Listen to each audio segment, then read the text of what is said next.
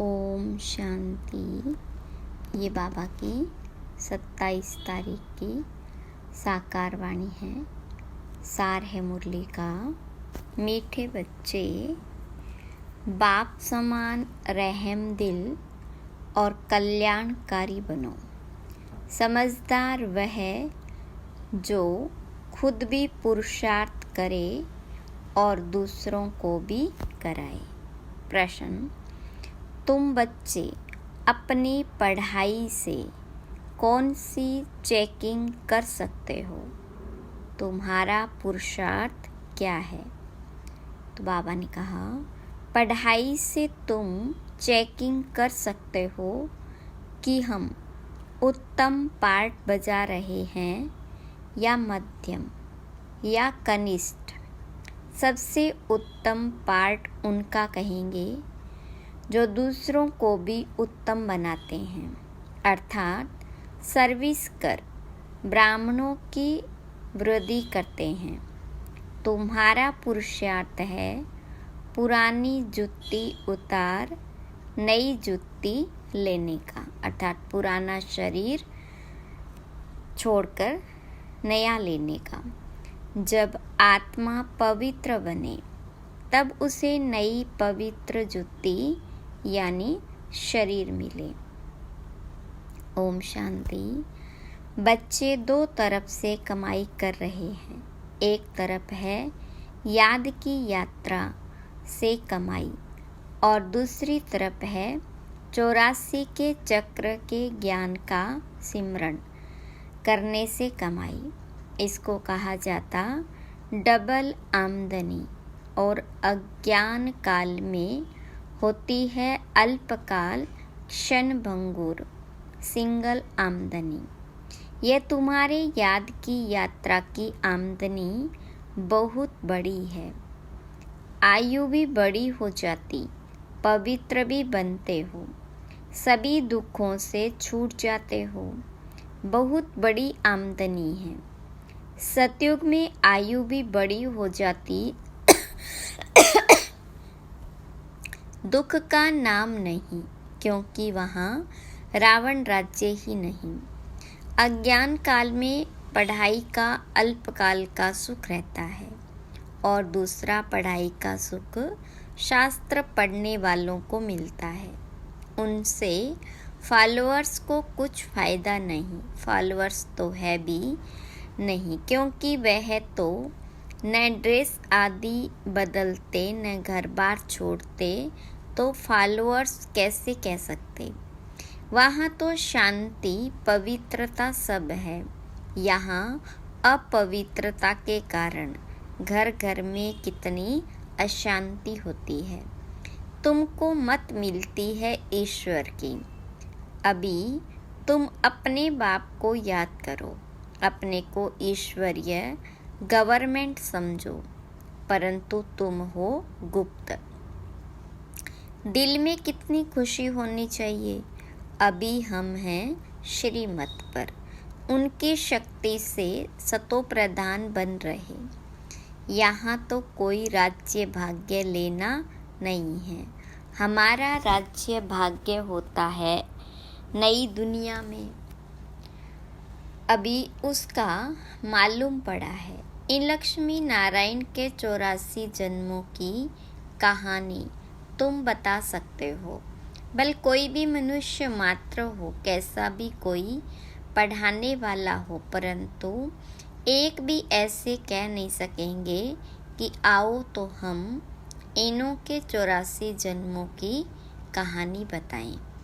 तुम्हारी बुद्धि में अब स्मृति रहती है, विचार सागर मंथन भी करते हो।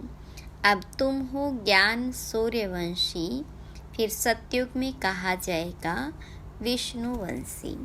ज्ञान सूर्य प्रगटा, अज्ञान अंधेर विनाश। इस समय तुम्हें ज्ञान मिल रहा है ना। ज्ञान से ही सद्गति होती। आधा कल्प ज्ञान चलता है, फिर आधा कल्प अज्ञान हो जाता है। यह भी ड्रामा की नूंद है। तुम अभी समझदार बने हो। जितना जितना तुम समझदार बनते हो, औरों को भी आप समान बनाने का पुरुषार्थ करते हो। तुम्हारा बाबा रहम दिल कल्याणकारी है, तो बच्चों को भी बनना है। बच्चे कल्याणकारी न बने तो उनको क्या कहेंगे? गायन भी है ना, हिम्मत दे बच्चे मदद दे बाप, यह भी जरूर चाहिए, नहीं तो वर्षा कैसे पाएंगे? सर्विस अनुसार तो वर्षा पाते हो। ईश्वरीय मिशन हो ना, जैसे क्रिश्चियन मिशन, इस्लामी मिशन होती है, वे अपने धर्म को बढ़ाते हैं। तुम अपने ब्राह्मण धर्म और दैवी धर्म को बढ़ाते हो। ड्रामा अनुसार तुम बच्चे जरूर मददगार बनेंगे। कल्प पहले जो पार्ट बजाया था वह जरूर बजाएंगे। तुम देख रहे हो, यह एक अपना उत्तम मध्यम कनिष्ठ पार्ट बजा रहे हैं। सबसे उत्तम पार्ट वह बजाते हैं जो उत्तम बनाने वाला है। तो सभी को बाबा का परिचय देना और आदि मध्य अंत का राज समझाना है। ऋषि मुनि आदि भी नेति नेति कहते गए और फिर कह देते सर्वव्यापी है और कुछ नहीं जानते। ड्रामा अनुसार आत्मा की बुद्धि भी तमो प्रधान बन जाती।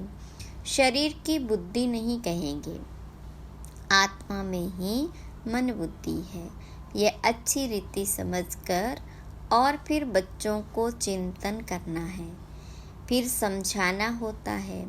वो लोग शास्त्र आदि सुनाने के लिए कितने दुकान निकाल बैठे।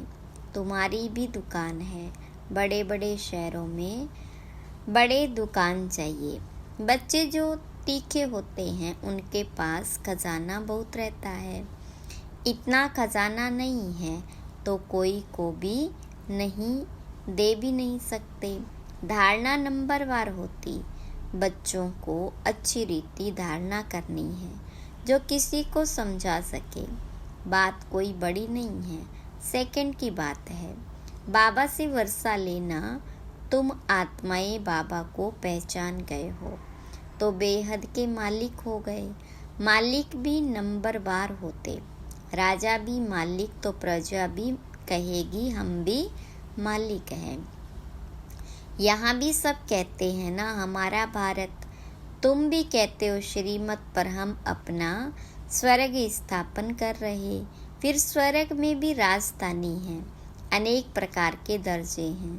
पुरुषार्थ करना चाहिए ऊंच पद पाने का। बाबा कहते जितना अभी पुरुषार्थ कर पद पाएंगे वही कल्प कल्पांतर के लिए होगा। इम्तिहान में कोई की कम मार्क्स हो जाती है तो फिर हार्ट फेल भी हो जाते। यह तो है बेहद की बात। पूरा पुरुषार्थ नहीं किया तो फिर दिल शिकस्त भी होंगे, सजा भी खानी पड़ेगी। उस समय कर ही क्या सकेंगे? कुछ भी नहीं। आत्मा क्या करेगी? वो लोग तो जीव घात करते, डूब मरते। इसमें घात आदि की बात नहीं। आत्मा का तो घात होता नहीं, वह तो अविनाशी है। बाकी शरीर का घात होता जिससे तुम पार्ट बजाते हो। अभी तुम पुरुषार्थ करते हो। ये पुरानी जुत्ती उतार हम नई दैवी जुत्ती ले लेवें। यह कौन कहते हैं? आत्मा। जैसे बच्चे कहते हैं ना हमको नया कपड़ा दो, हम आत्माओं को भी नया कपड़ा चाहिए। बाबा कहते तुम्हारी आत्मा नई बने तो शरीर भी नया चाहिए, तब शोभा है। आत्मा के पवित्र होने से 5 तत्व भी नए बन जाते। 5 तत्वों का भी शरीर बनता है। जब आत्मा सतो प्रधान है तो शरीर भी सतो प्रधान मिलता। आत्मा तमो प्रधान तो शरीर भी तमो प्रधान। अब सारी दुनिया के पुतले तमो प्रधान है। दिन प्रतिदिन दुनिया पुरानी होती जाती, गिरती जाती है। नए से पुरानी तो हर एक चीज होती है। पुरानी हो फिर डिस्ट्रॉय होती है। यह तो सारी सृष्टि का सवाल है। नई दुनिया को सतयुग, पुरानी को कलयुग कहा जाता है। बाकी इस संगम युग का तो किसको भी पता नहीं। तुम ही जानते हो यह पुरानी दुनिया बदलनी है। अब बेहद का बाप, जो बाप टीचर गुरु है, उनका फरमान है कि पावन बनो। काम जो महाशत्रु है, उन पर जीत पहन जगत जीत बनो। जगत जीत अर्थात विष्णुवंशी बनो। बात एक ही है। इन अक्षरों का अर्थ तुम जानते हो। बच्चे जानते हैं हमको पढ़ाने वाला है बाप। पहले तो यह पक्का निश्चय चाहिए। बच्चा बड़ा होता है तो बाप को याद करना पड़े, फिर टीचर को, फिर गुरु को याद करना पड़े। भिन्न भिन्न समय पर तीनों को याद करेंगे। यहाँ तो तुमको तीनों ही इकट्ठे एक ही टाइम मिले हैं। बाप टीचर गुरु एक ही है। वो लोग तो वानप्रस्थ का भी अर्थ नहीं समझते। वानप्रस्थ में जाना है इसलिए समझते हैं गुरु करना चाहिए। 60 वर्ष के बाद गुरु करते हैं। यह कायदा अभी ही निकला है। बाबा कहते इनके बहुत जन्मों के अंत में वानप्रस्थ अवस्था में मैं इनका सतगुरु बनता हूँ। बाबा भी कहते 60 वर्ष बाद सतगुरु किया है, जबकि निर्वाण धाम जाने का समय है। बाबा आते ही हैं सबको निर्वाण धाम में ले जाने। मुक्तिधाम जाकर फिर पाठ बजाने लिए आना है। वानप्रस्थ अवस्था तो बहुतों की होती, फिर गुरु करते। आजकल तो छोटा बच्चा हुआ उनको भी गुरु करा देते, फिर गुरु को दक्षिणा मिल जाएगी। क्रिश्चियन लोग क्रिश्चनाइज कराने गोद में जाकर देते, परंतु वह कोई निर्वाण धाम में जाते नहीं। ये सब राज बाबा समझाते। ईश्वर का अंत तो ईश्वर ही बताएंगे। शुरू से लेकर बतलाते आए हैं, अपना अंत भी देते हैं और सृष्टि का ज्ञान भी देते हैं। ईश्वर खुद आकर आदि सनातन देवी देवता अर्थात स्वर्ग की स्थापना करते हैं। इनका नाम भारत ही चला आता है। गीता में सिर्फ श्री कृष्ण का नाम डाल कितना रोला कर दिया। यह भी ड्रामा है, हार और जीत का खेल है। इसमें हार जीत कैसे होती ये बाबा बिगड़ तो कोई बता न सके। ये लक्ष्मी नारायण भी नहीं जानते कि हमको फिर हार खानी है। यह तो सिर्फ तुम ब्राह्मण ही जानते हो, शूद्र भी नहीं जानते। बाबा ही आकर तुमको ब्राह्मण से देवता बनाते हैं। हंसों का अर्थ बिल्कुल अलग है, ओम का अर्थ अलग है। मनुष्य तो बिगर अर्थ जो आया वह कह देते हैं। अभी तुम जानते हो कि कैसे नीचे गिरते हैं फिर चढ़ते हैं। यह ज्ञान अभी तुम बच्चों को मिलता है ड्रामा अनुसार, फिर कल्प बाद बाबा ही आकर बताएंगे। जो भी धर्म स्थापक है वह आकर फिर अपना धर्म अपने समय पर स्थापन करेंगे। नंबरवार पुरुषार्थ अनुसार नहीं कहेंगे, नंबरवार समय अनुसार आकर अपना अपना धर्म स्थापन करते हैं। यह एक बाबा ही समझाते हैं। मैं कैसे ब्राह्मण फिर सूर्यवंशी चंद्रवंशी डिनाइस्टी स्थापन करता हूँ। अभी तुम हो ज्ञान सूर्यवंशी जो फिर विष्णुवंशी बनते हो। अक्सर बड़ी खबरदारी से लिखने होते हैं जो कोई भूल न निकाले। तुम जानते हो यह ज्ञान का एक एक महावाक्य रतन हीरे हैं। बच्चों में समझाने की बहुत रिफाइनेस चाहिए। कोई अक्षर भूल से निकल जाए तो फट से राइट कर समझाना चाहिए। सबसे कड़ी भूल है बाबा को भूलना। बाबा फरमान करते हैं, मामे कब याद करो, यह भूलना नहीं चाहिए। बाबा कहते, तुम बहुत पुराने आशिक हो, तुम सब आशिकों का एक माशूक है। वह तो एक दो की शक्ल पर आशिक माशूक होते हैं, यहाँ तो माशूक है एक। वह एक कितने आशिकों को याद करेंगे, अनेकों को एक को याद करना तो सहज है। एक जैसे अनेकों को याद करेंगे। बाबा को कहते हैं, बाबा हम आपको याद करते, आप हमको याद करते हैं। अरे याद तुमको करना है पतित से पावन होने के लिए। मैं थोड़े ही पतित हूँ जो याद करूँ, तुम्हारा काम है याद करना, क्योंकि पावन बनना है। जो जितना याद करते हैं और अच्छी रीति सर्विस भी करते हैं, उनको धारणा होती है। याद की यात्रा बहुत डिफ़िकल्ट है, इसमें ही युद्ध चलती है।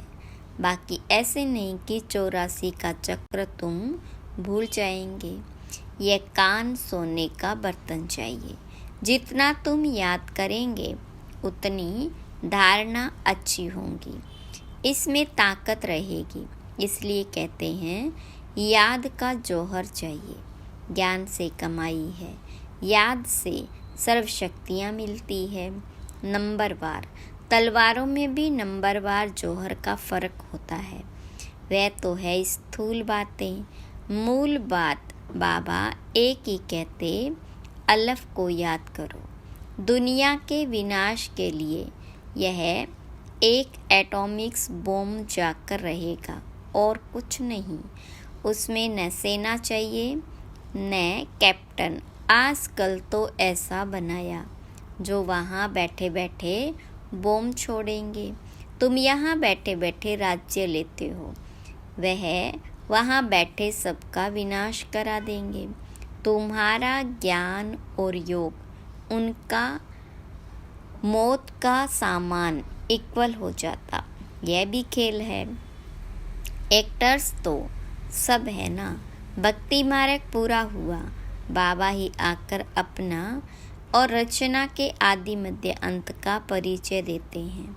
अब बाबा कहते, व्यर्थ की बातें तुम नहीं सुनो, इसलिए हियर नो एविल। इसका चित्र बनाया। आगे बंदर का बनाते थे, अब मनुष्य का बनाते, क्योंकि सूरत मनुष्य की है परंतु सीरत बंदर जैसी, इसलिए भेंट करते हैं। अभी तुम किसकी सेना हो? शिव बाबा की। बंदर से तुमको मंदिर लायक बना रहे, कहाँ की बात कहाँ ले गए। बंदर कोई पुल आदि बांध सकता है क्या? यह सब है दंत कथाएं। कभी भी कोई पूछे, शास्त्रों को तुम मानते हो? बोलो वाह, ऐसा कौन होगा जो शास्त्रों को नहीं मानेगा। हम सबसे जास्ती मानते हैं। तुम भी इतना नहीं पढ़ते हो जितना हम पढ़ते हैं। आधा कल्प हमने पढ़े हैं। स्वर्ग में शास्त्र भक्ति की कोई चीज़ होती नहीं। कितना समय बाबा समझाते, फिर भी आप समान बना नहीं सकते। बच्चों आदि के बंधन के कारण कहाँ निकल नहीं सकते। यह भी ड्रामा ही कहेंगे। बाबा कहते, हफ्ता 15 दिन कोर्स ले, फिर आप समान बनाने लग जाना चाहिए। जो बड़े बड़े शहर हैं, कैपिटल में घेराव डालना चाहिए, तो फिर उनका आवाज़ निकलेगा। बड़े आदमी बिगर कोई का आवाज़ निकल न सके। ज़ोर से घेराव डालो तो फिर बहुत आएंगे। बाबा के डायरेक्शन मिलते हैं ना। अच्छा, मीठे मीठे सिकिलदे बच्चों प्रति माता पिता बाप दादा का याद प्यार और गुड मॉर्निंग। रूहानी बाप की रूहानी बच्चों को नमस्ते। रूहानी बच्चों की रूहानी बाप दादा को याद प्यार गुड मॉर्निंग और नमस्ते। धारणा के लिए मुख्य सार। पहली पॉइंट, ज्ञान और योग से अपनी बुद्धि को रिफाइन बनाना है। बाबा को भूलने की भूल कभी नहीं करनी। आशिक बन माशूक को याद करना है। दूसरी पॉइंट, बंधन मुक्त बन आप समान बनाने की सेवा करनी है। ऊंच पद पाने का पुरुषार्थ करना है। पुरुषार्थ में कभी दिल शिकस्त नहीं बनना है।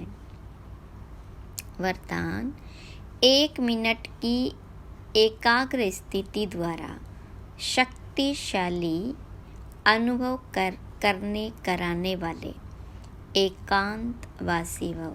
विस्तार, एकांतवासी बनना अर्थात कोई भी एक शक्तिशाली स्थिति में स्थित होना, चाहे बीजरूप स्थिति में स्थित हो जाओ, चाहे लाइट माइट हाउस की स्थिति में स्थित हो, विश्व को लाइट माइट दो, चाहे फरिश्तेपन की स्थिति द्वारा औरों को अव्यक्त स्थिति का अनुभव कराओ। 1 सेकंड व 1 मिनट भी अगर इस स्थिति में एकाग्र हो स्थित हो जाओ तो स्वयं को और अन्य आत्माओं को बहुत लाभ दे सकते हो। सिर्फ इसकी प्रैक्टिस चाहिए। स्लोगन, ब्रह्मचारी वह है जिसके हर संकल्प, हर बोल,